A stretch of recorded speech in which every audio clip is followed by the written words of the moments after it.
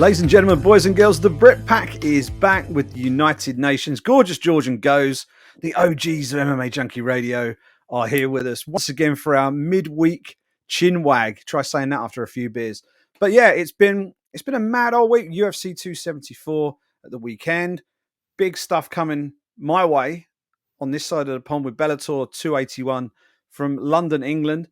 And we've got a pretty important light heavyweight matchup coming from the UFC Apex weekend as well. Lads, how's it going over there in Vegas?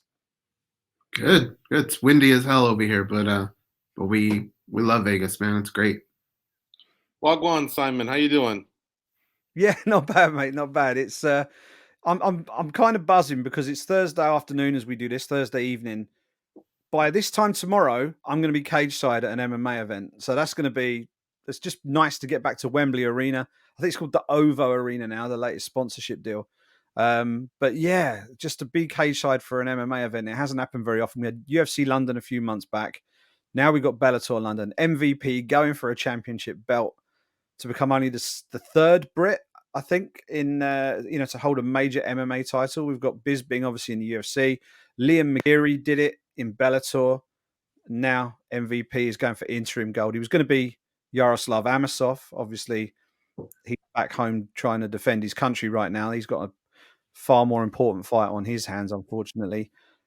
Logan Storley is stepping in, and that's a decent fight for that belt. But looking ahead to the weekend, guys, I mean, well, actually, before we look ahead to the weekend, let's quickly talk about 274, because I haven't really spoken to you since then. That was a mad night. That was an absolutely mad night of fights. But quite often when you talk about these pay-per-view cards, right, there's a build up of momentum as the night goes on, and you get the occasional sort of peaks and valleys as you go. But that night was bizarre. We had like really high moments and then really low moments. It was like we had some really exciting fights. We had that incredible knockout from Michael Chandler. But then we also on that main card had two absolute stinkers of fights. The OSP Shogun fight was not a good fight. And then the co-main event, the Rose Namajunas fight, was probably the most bizarre title fight I think I've ever watched. What did you make of that? And I know you spoke to Carla leading up to the fight. What did you make of how she approached trying to win a title? Sorry, George, go on. Oh, okay. So, because I have a big mouth and I tend to freeze out ghosts from time to time, so I was giving him the pass here to start off. But man, we can go in so many directions, Simon. Carla, I thought it was a mistake to fight 1 week before her wedding. I probably would have moved the wedding, honestly, because she did say my priority is winning the title, and I don't think she meant that as a slight to her fiance or anything like that. But that's a long road, man. 7.5 years, 5-fight win streak. Been offered the title fight before, it just didn't match up. So I guess maybe she wasn't in the position to tell the UFC, hey, how about July or August? And I believe it because we've seen the way Francis Ngannou got frozen out last year. All he wanted was an extra month, and they go, nope, tell you what, we're going to create the interim between Cyril Gane and Derek Lewis, and that's that, So anyway, that said, we get to the fight. Both young ladies have given us great fights. They're both probably Hall of Famers going forward. And they're both two of the top fighters I've ever seen in women's MMA. But that fight was a stinker. It was terrible. It was horrific. It was the worst title fight I've ever seen. And I think for Carla, it worked out. Her face isn't marked up. She's going to be a beautiful bride in a few days. And that's that. But she could very well be in the same position Rose was because neither one of them did enough to go home with the belt. In Carla's case, that's to take the belt from Rose. And in Rose's case, that's to protect the belt from going home with Carla. Now, it did go home with Carla, but only because I think the judges were like, holy cow, we got to write something down here. But they fed them so little info, just a few jabs, just a few leg kicks, a takedown attempt, a takedown attempt thwarted, a takedown attempt by the other party. Just a little kick, one might have gotten checked. I mean, it was very little. And so how the first round wasn't a 10-10 is beyond me. But The judges put down a 10 and a 9 somewhere in there, and someone had to take this fight, and I guess it was Carla. I was prepared to just accept whatever answer it was. All I wanted to do was get them two out of there because they really, really killed the vibe. Chandler created something awesome, and he got the taste out of our mouths from Hua and OSP, and then we got this other one. This other one that was just terrible. I was really looking forward to a great fight, and then we get to the main event, which was epic. So, yeah, it was a really bizarre night of fights. But the one thing that I will say is, I did not like Rose's post-fight press conference. It seemed like she wasn't really dealing with reality much, and but I understand because fighters are very egotistical. They see it their way. They think everyone that thinks different than them is honestly sometimes below them or just doesn't know anything about the game, which isn't true. But I'll give her a pass because I can only imagine the emotions she was going through. Then she goes a little too far and says, "Oh, I'm a crap human being" on social media. No, Rose, you're not a crap human being. You're a great human Oh, being. You're a promise. great champion. You just had a crappy fight, Just accept with that and deal with it. Then Pat Barry goes on MMA Hour and still sticks to his guns, the game plan. I was just listening to it before we jumped on here. The game plan, and we were happy. We met those goals. And I'm like, oh man, this is nothing like other sports that I watch and have watched for many years, where even the top names, coaches, players, they will look you in the face and go, we got beat soundly, and we need to correct it tomorrow, next week, next year, next season, whatever. But they start to take it head on, and they deal in reality, like I like to. Yeah, it goes. I remember I jumped on your watch along, and I put in the chat that this was the MMA equivalent of a 0-0 draw in soccer, because that first round was basically, it had to be a 10-10 because literally nothing happened, right? Nothing happened in that first round. But the thing that really surprised me, because I've always seen Rose as being quite a cerebral fighter in terms of she's so well drilled, she's so well prepared, she's got a great coach in Trevor Whitman. And for her to come out after the fight and say, "Do I not get any credit for my defensive work?" Is that, well, from a fan, from a bystander, from someone appreciating what you're trying to do, yeah. But from a judge, you get nothing for that. Like, the scoring criteria is really clear. You don't get anything for you don't get anything for defense. It's all offense and intent and pushing forward. And she didn't do enough of that. I mean, what did you make of it? I think Rose Namajunas, almost every fight, is battling herself, not her opponent. I think upstairs there are just mental blocks that she has. I think there were a lot of outside factors that played into this fight. I really do. No matter how long ago that first fight was, I think she probably hasn't been able to uh, process the fact that she was just dominated by Carla Esparza that way. So I'm sure that come around, even though since then she's won titles and looked great, I'm sure there's a little bit of her deep down inside that just doesn't want to relive that. And I think she fought to not lose that night. And so really when you think about it, like, okay, I get it. Game plan, she stuck to a game plan, but anybody that's ever played any type of sport knows that a game plan isn't just plan A. There's plan B and there's even plan C. All right. If it was just plan A, the coach would sit in the locker room and say, all right, let me know how it goes. We'll see you in a couple minutes. Right. But there's a reason they're there. It's to make those adjustments, to implement plan B if plan A isn't working. And I think that's where her corner kind of failed her a little bit, is I think they looked at it as though plan A is working when none of us were sure what the hell was going on, what those judges could have put down. So there's no way anybody could have for sure said you're winning rounds. She needed to make adjustments. I wish this fight was at the Apex. They looked like they were fighting at a Costco. That cage was so big for them, They didn't want to engage. Carla, I mean, look, for having a wedding planned and doing that, like, I applaud you for getting that far, but you cannot convince me that that is not something in the back of her head getting through. If her coaches are telling her you're winning and she's gotten through round 4 and still hasn't really been touched, you can't tell me there's a part of her that goes, well, I kind of like fighting like this. I think I'm going to look pretty good for my wedding. There was just a lot of crap, man, for this fight. It was not a good fight. Both fighters have shown that they're good fighters and they're fun to watch. This was just the perfect storm.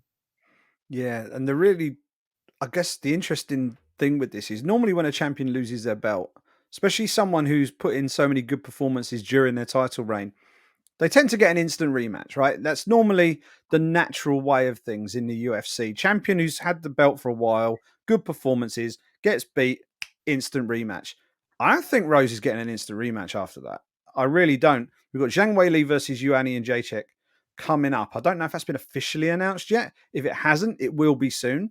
That to me looks like a bona fide number one contender fight. I mean, Ioane and Jacek, who I've picked for my fantasy team as a little bit of a flyer, if she goes and manages to get revenge and get the win over Zhang Weili, it's going to be deja vu all over again. It's going to be Carla Esparza, Ioane and Jacek 2 for the strawweight title, and we could see Joanna champion version 2.0 at the top of the strawweight division. It's amazing how this sport goes, but I think Rose is going to have to win 1, maybe 2. I don't know if she's going to get the sniff of a title shot until this time next year, the way things are going. What do you reckon, George? Yeah, I would say the same thing. First, Joanna versus Zhang Weili could definitely be a number one contender bout. That's the way it's being built. But then Jessica Andrade, she kind of got vocal on social media, and she was kind of coming at Carla and Rose for the fight, and now Carla for being the champ. And she's got a compelling case. You know, she's been active, and she's been a title contender, a world champion. She's fought well across 3 divisions. She's coming off a possible sub of the year with the standing arm guillotine. So she did well, you know, to thrust her name in there. And then, of course, there's Tatiana Suarez, who owns a win over Carla Esparza, who keeps saying, I'm coming back, I'm coming back. She did tell me, I'm coming back as a flyweight, but the plan is to then drop to strawweight after that and pursue, you know, being a title contender. She's undefeated and, again, has a win over the champ. Now, can she do that in time to derail the other 2 ladies, meaning the winner of Zhang Weili and Joanna or Jessica Andrade? Probably not. So, you know, we'll see what happens. Rose does have name power, star power, so she probably could inject herself. I don't think it would go too far because the fight sucked. But you know, I think the UFC likes booking Rose, likes on active Rose. It's just that I don't think it's going to work out this time. And one last thing, Trevor Whitman also, he got brought up by one of you two. He can't escape here either. You know, he's a coach of the year. He's a great coach who's guided his athletes, you know, awesome over the last decade or so. He does a great job as an analyst, but he was also off his rocker because between rounds 4 and 5, he said, now just go out there and have fun. You're winning the fight. And I thought, bro, how can you say that? Like, I mean, there wasn't enough going on to know if someone was winning the fight or not. It was like that using, you know, going back to football / soccer. We have 2 audiences here. We call it different things. It's like that clock at the end, the stoppage time clock. You don't know if he's going to put up 4 or 5. That's the big mystery. Well, we don't know what the judges were writing down. 10-10, 10-9, 10-9 for her, 10-9 for her. In fact, 2 guys were 48-47 on either side. One guy had 10-9 straight for Carla Esparza the first 4 rounds, and then he gave Rose a 10-9. So for him to say that and for him to not realizing it after coaching for so long and also being an analyst, I guarantee you if the roles were reversed and Dean was the coach and Trevor was, you know, the analyst on the side, and they go, let's go to Coach Trevor Whitman like they have in the past, he would have said something like, yeah, well, this fight kind of stinks. I think this lady should do this and this other lady should do that and blah, blah, blah. You know, I don't know. I just think the 2 fighters let themselves down. They let Carla down as well. Rose down as well. And it's unfortunate. They need to correct that because I think they're catering too much to Rose. And look, they've won titles. You can't argue with that. But I think part of the goal is to hold on to the title as well, especially in a fight that was very winnable. Gave the comparison of the first fight, which was accurate. Carla mauled Rose, right? But in this instance, Carla took down Rose, but Rose got back up. So she should have had like an infusion of confidence there after at least the second takedown to know, okay, now I can really let these dogs go. I can start slinging now. Because if I get taken down, I've now gotten up once or twice, whatever her comfort level, whenever she reached that level where she was comfortable, you know, and she never got there, and she didn't get the push from the coaches, and she didn't realize it herself. So everyone's to blame there. Yeah, I think I'm pretty convinced that we will see a very, very fired up Rose Namajunas next time she's in the cage. I'm sure the coaching will be on point. This is the fact that it's so notable is because this is not what we come to expect from Rose or from a Trevor Whitman coach fighter. So everyone has a bad day at the office. That was definitely a bad day at the office. Someone who had a good day at the office though was Charles Oliveira. I mean, he gets knocked down by almost everybody he faces these days, and he bounces back up and then he finishes them. I think it's his last 3 fights. He's had to pick himself up off the canvas and win, and he did exactly the same on Saturday.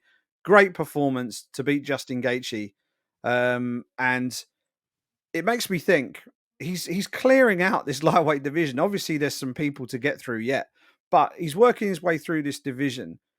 If he gets Islam Makhachev next, which is the guy who I think a lot of people are pushing for right now, and Dana White was certainly hinting very strongly during the post-fight press conference that Islam might be the next guy.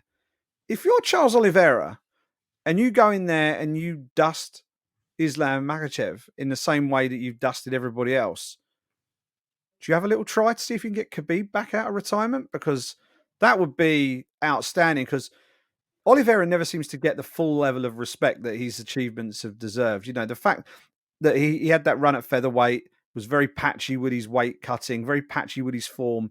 But since he's come up to lightweight, he's an absolute monster, and he's taking everybody out, left, right, center, finishes, across the board. If he can get Khabib back, that's got to be one of the biggest fights that the UFC could possibly make right now. I mean, is that the route you would take if you were advising him? What do you reckon? If I'm the UFC, that's got to be part of my hook. Part of the reason I want that fight is because I know I can have all 3 of those men in the same arena, in the same camera shot. Everybody else is going to do the math. They're going to see the greatest lightweight ever. They're going to put all that together. Now, people get mad at me when I bring this up on Spinning Backclick. I get it. Habib made promises. He's not going to fight. But he did kind of say at one point that he just didn't feel like he was being pushed. These fights weren't exciting anymore. Well, here's a style that Habib didn't really see throughout his run, okay? He didn't really have this type of guy clicking the way he is, getting finishes, leaving no doubt. If there is a little bit of a competitor still left in Habib, this is the matchup that you come out for, especially if he beats one of your pupils, right? So if I'm the UFC, I'm loving every second of this, and I'm trying to get those 3 in the same room as much as possible. And I honestly do feel at one point we will see Habib again. That would be absolutely massive. That'd be absolutely massive. As a percentage, George, what chance we see Khabib back against Charles Oliveira at some point down the line? As a If he percentage. beats Makhachev, then 50-50. If he hasn't faced Makhachev, because obviously if he loses to Makhachev, he's not going to draw out Habib. So if he hasn't faced Makhachev, so up until when he faces Makhachev, I think Habib is very secure where he's at. Sounds to me like he's somebody that business-wise is doing well. He saved enough money and he doesn't lead a lifestyle where I think he can, where he's going to be hurting for cash anytime soon. But beating Makhachev's the key. So up until then, I just maybe give him 5% chance, 10% chance. You never know. Habib just might one day wake up and start to not like the headlines, the ones that maybe start displacing him as the greatest lightweight ever. But yeah, beating Makhachev would be the key. And if Charles Oliveira had any sort of a nasty side to him, in fact, you don't even have to be nasty, because if you think about it, Michael Chandler did a great call out, a great promo without really having to talk about cucking and bringing up wives, being hoes or nothing like that. I mean, he just basically oozed charisma and he got people fired up so much that Nate wants Chandler. Poirier says, "Why are you leaving my name out?" Conor McGregor responded to him. You know what I mean? So that was pretty cool to see that. And it all followed that amazing performance. And if Charles Oliveira could give us something, I think he could fight both Habib, Makhachev, or all 3, and Conor McGregor at some point. Can he get through all of them? I don't know. That's tough, man. That's a little bit of a murderer's road, to tell you the truth. But along the way, Habib and McGregor are huge, huge paydays.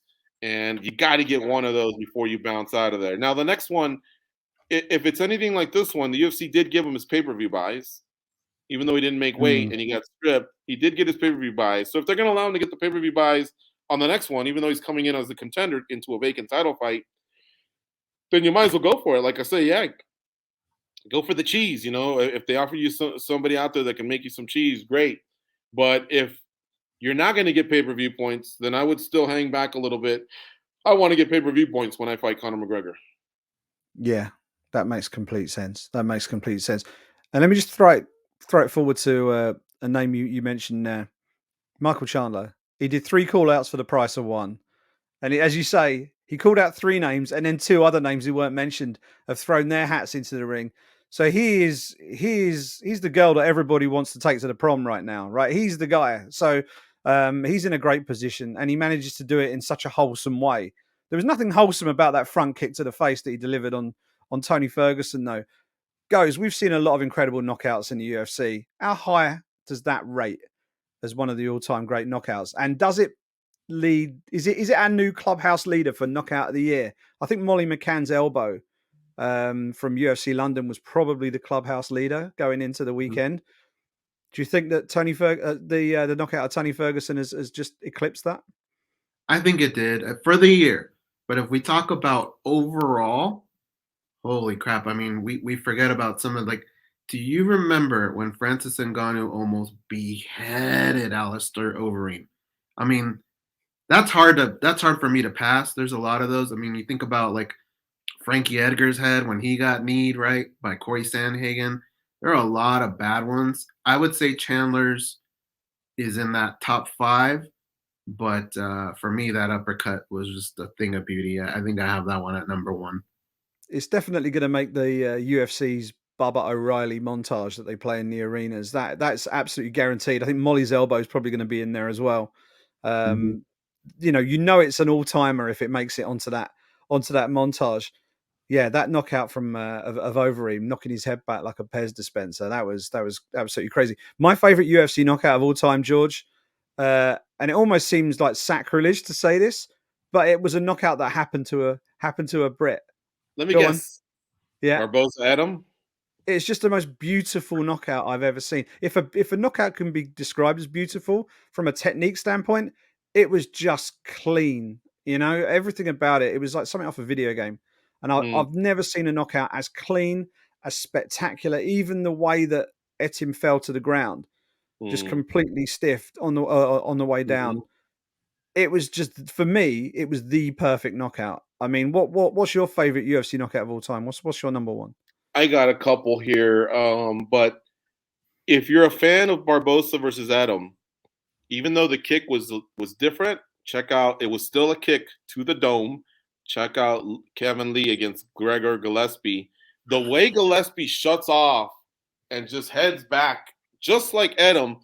To me, it's 2 things. It's the tech. Well, it's actually a few things. It's the technique itself. It's against who you did it versus, and then the other body, unfortunately, has to cooperate because it adds to the violence. What do I mean by that? What I mean is Anderson Silva versus Lyoto Machida. Vitor Belfort.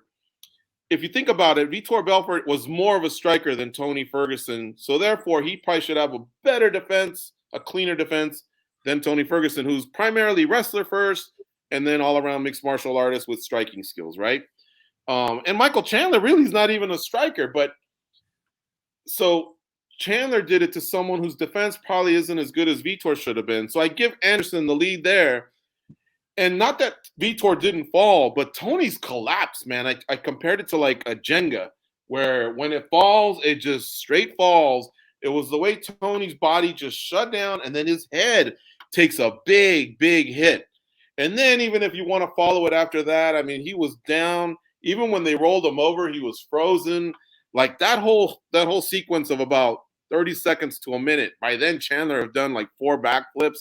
I was just like, oh my God, and as much as I was enjoying Chandler, enjoy his victory, and my parlays either staying alive or hitting, all I could think about is Tony, his wife, his kid, his fans.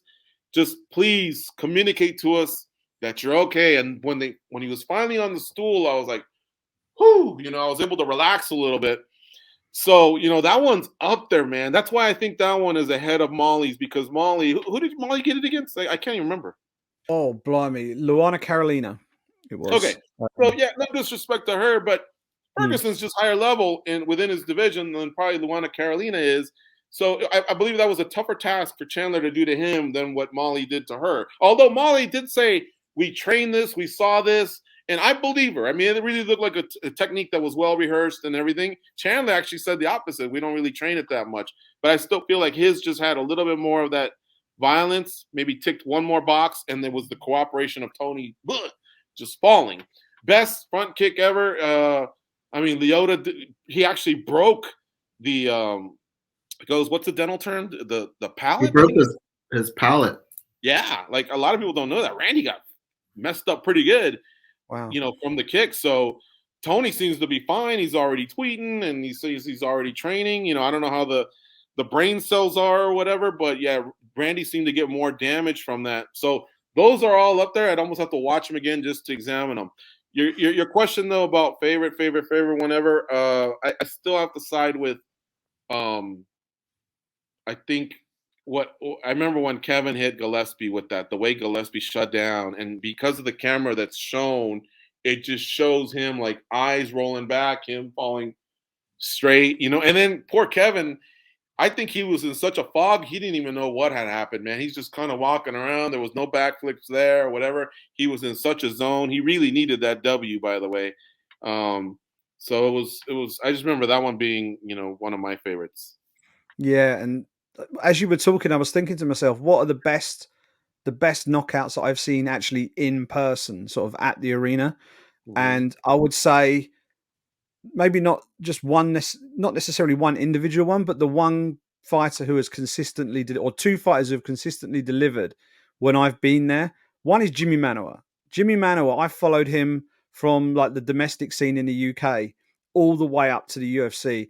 And some of his knockouts before he got to the UFC were just downright scary.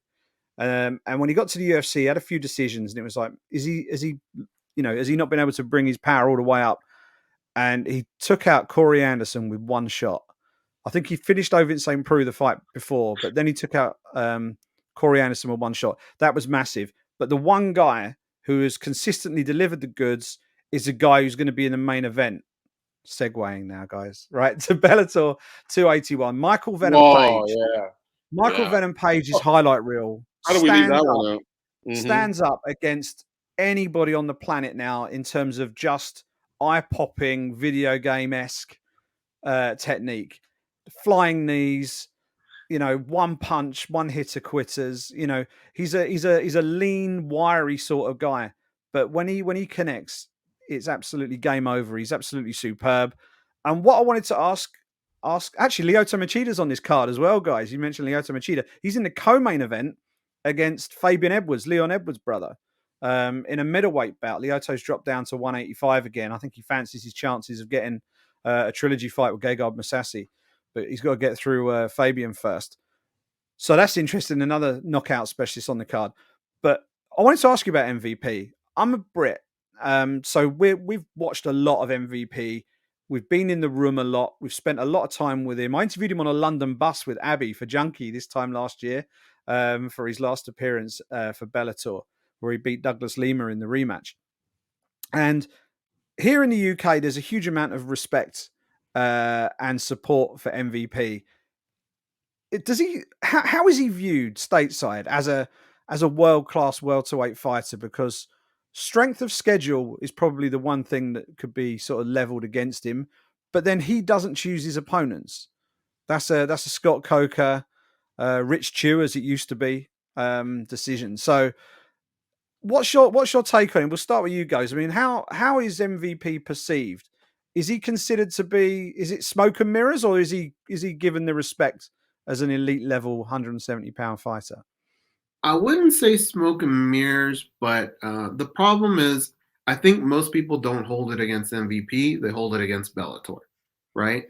And the problem with Bellator is they'll have a card, but then they just kind of go away and you don't hear. So like those aren't the names that constantly get thrown at you. Like Israel Adesanya's name is constantly thrown out, right? Even when he's not fighting. We just don't get that anymore with MVP the way we used to. Definitely a talented fighter, but yeah, there's just always those question marks. What's going to happen? We need to see him against some real top level fighters. The Douglas Lima fight, obviously set him back a little bit. But sometimes fighters just get caught, right? They all get that. So I think he's a real talented fighter, but I don't think people hold it against him as much as they hold it against Bellator. What do you reckon, George? I really like MVP. I think he's dynamic. I love the swag, the cockiness. He's also a Manchester United fan. However, there are times where I think he's his own worst enemy because he's out there. And so he can be the Anderson Silva that faced Vitor Belfort and give you an exciting moment, like the cracked skull to Evangelista Cyborg Santos. Or there's times where he's just cruising and there's no action. He's Carla Esparza and Rose Namajunas.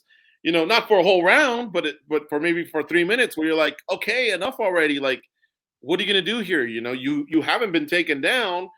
You're waiting too long for this opening. You have to realize that, yes, you might have to take a leg kick before you unleash something, or you might have to dodge a jab before you do something, but you can't just sit. I mean, I guess you can, but you can't just sit there and rely on the last 2 knockouts you had. Let's just say you fought once in 2021 and once in 2020. That's not like Tom Brady having 6 straight weeks of throwing over 300 yards with 3 TDs. Like no one remembers what happened in 2020 or 2020. We're focused on this fight, and you're not letting go, blood. You know what I mean? Like he's got to. I guess there's just these moments where he can go from being a 9 or a 10 to all of a sudden down to like a 2 or a 3, and he's hovering. He's not losing, but he's not winning. But you just get lost, and it's there. But I think he wants to. He's his own worst enemy because I think he wants to create magic. And I've seen this with Anderson. I've seen it with a lot of strikers. They're looking for that highlight moment, and sometimes it's not there. And so next thing you know, the fight can be a dud. And because, again, he doesn't fight frequently, like Goz says, or he can go blocks of time, it all gets lost in the shuffle, Like I was mad that I didn't think of MVP's KO when you said what's one of the most violent ones you've ever seen. That's why I had that reaction when you said it. I was like, oh, that's right. How could I forget that? Especially because we talked to Big John McCarthy about it this week. No, you're saved on that. I thought about it too, but he said in the UFC. So I think that's why you didn't think of it. Okay, yeah. Did I? Yes, I did. UFC history, didn't I? I said UFC history. But yeah, I was actually that knockout of Cyborg was literally right in front of me. I was cage side for that, and it was literally right in front of me.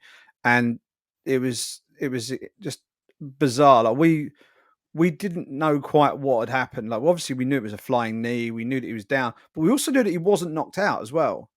And that's where the worry was, because if you watch it back, and you'll probably see it in the highlight reels and stuff this weekend, when Cyborg goes down, his legs are kind of twitching with pain, because he's holding his head. It's not like he's been starched and he's just gone down. He goes down, he's actually holding his head.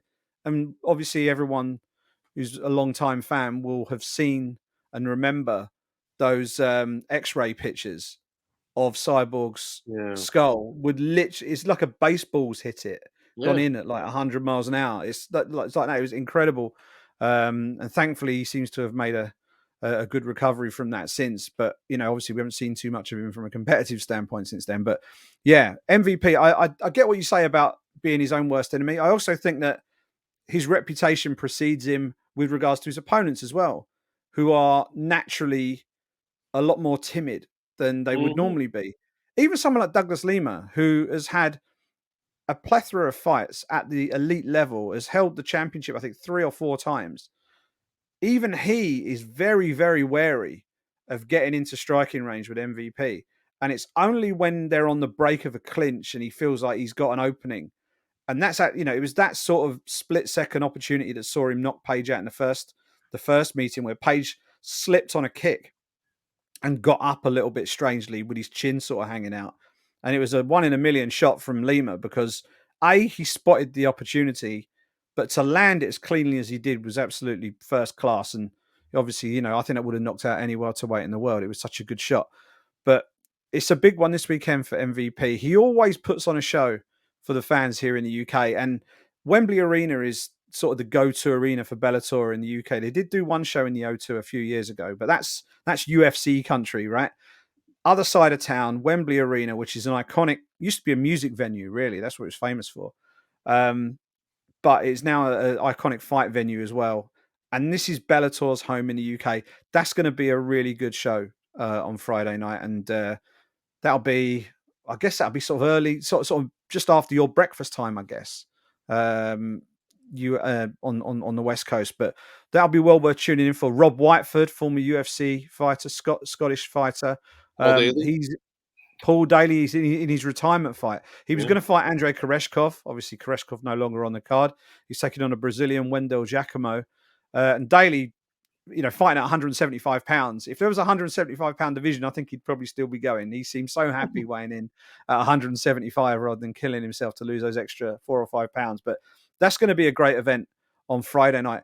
But on Saturday, guys, we've got UFC are back at the Apex, right? It's light heavyweights, Jan Blachowicz, former champion, Alexander Rakic, up-and-coming contender who, if he can get a win over Big Jan, he's right in that title conversation. All European main event in Las Vegas at the Apex. In fact, we've got 3 Europeans in the top 2 fights, 4 in the top 3 fights, because Davey Grant is in a bantamweight made card match with Louis Smolka. But Blachowicz versus Rakic, I don't know how much you've seen of Rakic, and you talk about cadence of fighting and how frequently you see them. It's been a while since we've seen Alexander Rakic, but when he's on, he can be a real threat at 205. What are you expecting from that one at the weekend, Ghost? So we actually talked to Jamal Hill this morning, and basically Jamal Hill thinks he can beat anyone, present, past, future. But the one thing that he did say is there's nobody that's quicker than me. And the one name that I thought about bringing up to him, but I knew I was just going to lose, was Alexander Rakic does a great job of blending his speed and power. He's in and out, but when he does, he makes you pay. And I picked him to win this fight. I think it's going to be a really tough fight, but it's going to be one that really tells us where he is, where he's at, what we can expect from him from the future. I think he's a damn good fighter, and I think he could pull off this win. I actually picked him, so I don't know who George picked in his staff picks, but me and Simon, we hold a lot of clout. We're ex-champs. Oh, here we go. We do. Here we go. Well, have you never won it, George? Have you never won it? No. Wow. To think the tiny window that I was on the junkie team, I managed to win it. You've been there all this time and you've never won it. That's interesting. Give us your pick anyway. I'm sure people will be interested anyway. It's a big window for me, so I feel terrible about it. Luckily, neither one of you have won it twice. In fact, no one's won it twice to prove that it wasn't a fluke. I think I've just witnessed about 12 flukes, but whatever. All right, so a couple things. Simon, I apologize. You were starting to talk about Rob Whiteford, so if you want to revisit that after I'm done answering your question, I'd like you to, because I know you're a very proud Brit and you'd like to talk about the Brits, so I apologize. That's one thing. 2, I like Rakic here. I think Blachowicz reached his apex, no pun intended, during his title run, which was really, really a great run, man. It really was. But, losing the title, I don't know, man. I just wonder if, because that youth, man, when you're battling that youth and those hungry guys, especially when they're not really a 22-year-old or whatever. I mean, now Rakic just put in his time. He's faced good fighters. He's faced adversity in the Ozdemir loss or whatever. So I'm siding with Rakic. As the fight goes further, though, if Rakic hasn't gotten rid of him or isn't winning, the exchanges or his strategy isn't unfolding, then that's why I start kicking myself, because usually the veterans come in towards the end. They have the experience and they are able to resort to plans B and C, and they just seem to stay more calm, So, but the job is to pick a winner. I'm liking Rakic right now over Blachowicz. I did like Blachowicz last week, In fact, I should check and see what I turned in for my stat picks, because I'm one of the ones that turns them in early. So the only other thing you said was, yeah, Paul Daly. Salute to him. He it is his final fight. He kind of revealed that he had been offered a boxing match versus Hardy. To me personally, I feel like Paul Daly's a dog, and I don't think this will be the last time he fights in combat sports. I don't know why. I feel like there'll be an opening there for boxing, or bare knuckle. Who knows? I might be wrong. I don't know, but this could very well be it, and I could just very well be wrong. But I've always liked Paul Daly, man. I've always enjoyed him. I've rooted for him. It's unfortunate, what happened in Montreal. He never got back to the UFC, but he went out there and he was still able to make some money. So, by the way, Daly and MVP kind of sucked too. I remember the build up there. That was a little bit of a letdown. Not on the levels of the other ones we talked about, but it's up there. That was such a disappointing fight. But Paul Daly, this will be his 64th professional MMA fight. Oof. His 88th professional combat sports fight, because he's got 24 professional kickboxing matchups as well. So that's an incredible amount of longevity in a career where, he's been in a lot of tear-ups. And actually, that MVP fight that you mentioned, one of the reasons why it was a dud was because Daly decided not to do what Paul Daly usually does. He turned into a wrestler for the day. And that's what happened. He did not really stand and trade. And that was the thing that everybody was absolutely desperate to see. It was power versus technique, That's not saying Daly's not got technique, because he clearly has, but it was Daly with his left hook is one of the best I've seen in MMA. Unbelievable. Along with Jimmy Manuwa, actually. He's got an incredible left hook. But that against the sort of the sniper style of Michael Venom Page, that's what we were all looking forward to. For a while, it looked like we were going to get a rematch. But obviously that hasn't happened. And maybe given how that first one went, that's for the best. But yeah, it was a hell of a career for Paul Sentex Daly. I've been at a fair few of his fights over here in the UK, not just for Bellator, but for BAMMA as well. We fought for BAMMA in the UK, the now defunct promotion. But yeah, it's good to see him going out on his own terms, on home soil, and I hope that the Wembley crowd gives him the ovation that his career deserves. I'm sure they will. But yeah, it's going to be a big night on Friday. It's going to be a big night on Saturday at the Apex. By the way, I'm picking Big Jan. I'm picking Jan Blachowicz. I just think the man is carved out of solid granite, right? I can't unless Rakic has got a really, really good high kick, one of the best in the UFC, I would say. Luke Rockhold's got an excellent high kick as well, but I think Rakic has probably got the best high kick in the UFC right now. And I think if he can connect with that, that might be the route to victory for him. But if he can't, I just think Jan's gonna manhandle him in the clinch. I think once it may well get to the championship rounds, or the main event rounds, I suppose we have to call them. And if it does, I think Jan will get it done on the cards. But it's going to be a good fight, though. Two really good light heavyweights. So we'll see how all of that pans out. We're going for almost 45 minutes, so we should probably wrap things up. But you got any other business you want to chuck in before we say cheerio? I do want to add one more thing, and it's not to come down on the Brits, but one knockout that was pretty vicious was Dan Henderson and Michael Bisping. I'll never forget that one. Iconic. And it was in many, me turning it into a positive, that is a part of Michael Bisping's story, right? I mean, you take that moment out of Michael Bisping's career, Michael Bisping's career looks very, very different. Who knows what might have happened. But the ups and downs of his career are well documented. He's got that brilliant Amazon. It's not an Amazon documentary, but it's on Amazon. You can download it and watch it, which is a superb watch. He's doing like speaking tours now as well. I know he's coming back to the UK later this year. But yeah, that career, really, that moment where he lost to Dan Henderson in that fashion, everyone was writing him off at that point. And for him to bounce back the way he did is something.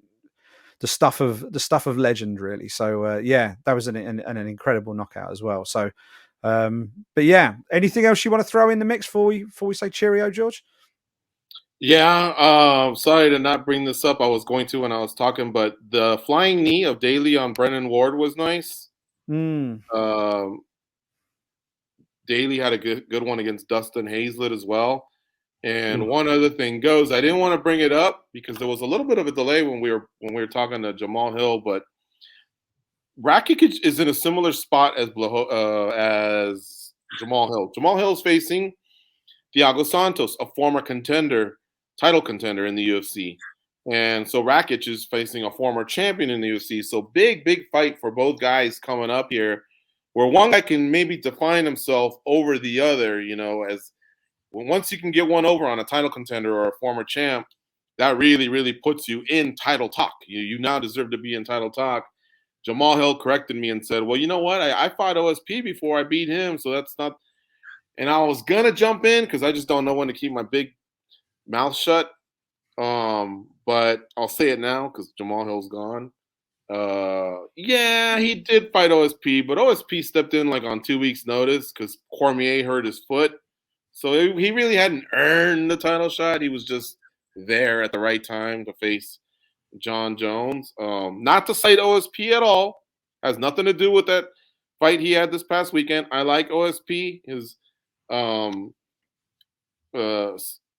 Prue chokes have been awesome. His career's been awesome or whatever, but I figured I needed to get that one off my chest. But that's how I see it going this week is Rakic not only is competing against Blachowicz, he's competing against these other rising stars because that's what happens with this game, man. It just turns over, and you got to be ready to pounce on that moment. Yeah, OSP. I was at that John Jones fight. He fought, I think, 3 rounds with a broken arm in that fight. I think he broke his arm in like round. It was either round 2 or round 3. I think he broke his forearm in that fight from a Jones kick, and went to the scorecards. I don't think it was a fight many people picked him to win, but to fight through a broken arm and go the distance with one of the pound for pound greatest of all time, tip of the cap to OSP. And yeah, light heavyweight division, the vultures are circling, right? We've got a 40-something-year-old champion who, just by the age factor, and I say this as a 40-something-year-old man myself, he's not going to be sticking around at the top of that division forever. So we've got all these young up-and-coming light heavyweights who are gradually moving their way to the top, and they're all jostling for position. One fight I did want to very quickly drop in is the main card opener, a guy who you've spoken to on your show in the past, Jake Hadley, former Cage Warriors champion from the UK, went to the Contender Series, won on the Contender Series, but did not make weight, which normally rules you out of getting anything out of Dana White at the Contender Series.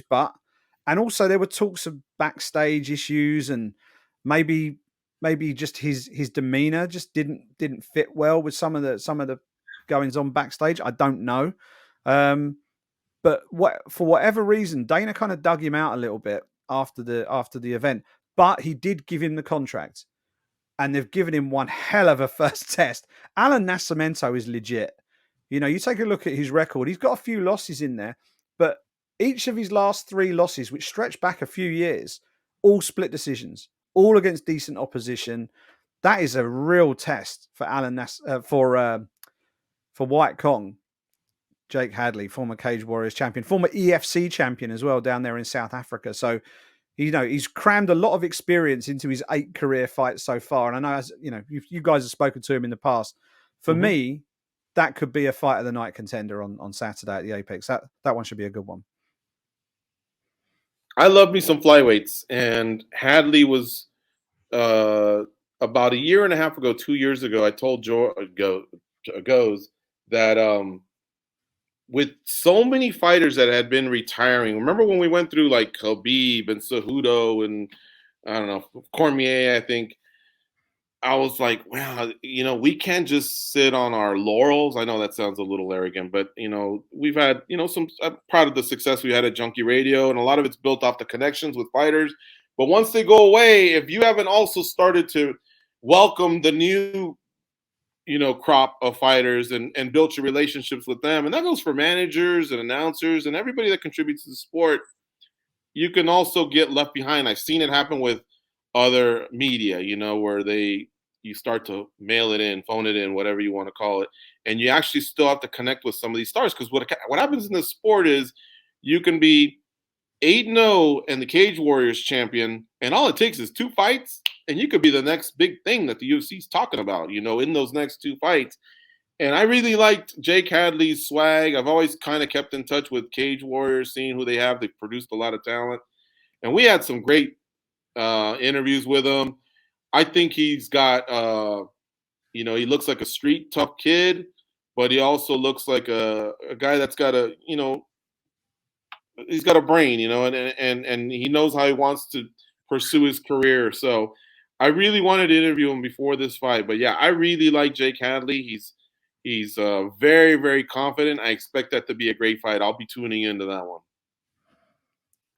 Yeah, he's definitely our kind of guy. He makes us laugh. He's got a good sense of humor. He's confident, but he backs it up, But hey, man, UFC's no joke. There are no gimmies. So this dude's he convinced Dana. Now he's got to perform. That's where the Brits really, really excel is communication. Whether they're delivering a promo or just doing an interview, it's not just the accent. Let me tell you, man, a lot of Brits have this confidence that oozes when it needs to ooze, and they can convince you that they're either the next big thing or they are the best thing going on right now.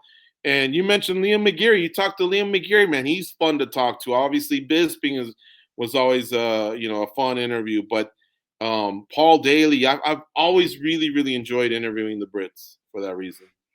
Yeah, and I'm looking forward to catching up with a few of them on Friday night at Wembley Arena. It's going to be a lot of fun getting back in the mix again on the Bellator side of things for the first time in a little while. So yeah, that is pretty much all we've got time for on the Brit Pack United Nations. Thank you, as always, to Gorgeous George and to Goes. Make sure you check out MMA Junkie Radio, MMAJunkie.com. Their interviews are all over YouTube as well. Get on their Patreon as well. They've got some extra fun and games going on over there as well. You might even see some gurning English face on there every now and again. You never know. But yeah, make sure you follow everything they're doing. Make sure you follow everything I'm doing. Simon Head on Twitter, Simon Head Sport on Instagram, and the Britpack.substack.com is where you will find everything you need to know about this show and my other Britpack MMA podcast. Thanks for checking out the show, and I'll speak to you after Bellator 281.